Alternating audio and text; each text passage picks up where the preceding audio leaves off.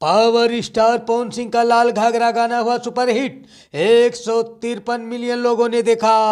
लाल घाघरा गाने को पवन सिंह के अलावा शिल्पा राज ने भी गाया है।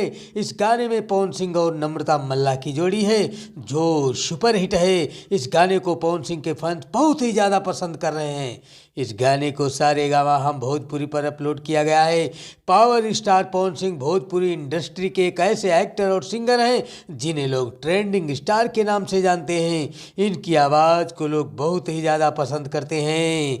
अभी हाल ही में इनका एक गाना सोशल मीडिया पर तहलका मचा रहा है। पवन सिंह का गाना लाल घाघरा यूट्यूब पर तेज़ी से व्यूज बटोर रहा है। साथ ही कई दिनों से ट्रेंड भी कर रहा है। जानकारी के मुताबिक ये गाना 153 मिलियन से भी ज़्यादा व्यूज बटोर चुका है। जानकारी कैसी लगी कमेंट में ज़रूर बताएं और हाँ, यूपी बजरिया चैनल को भी सब्सक्राइब करते चलिएगा।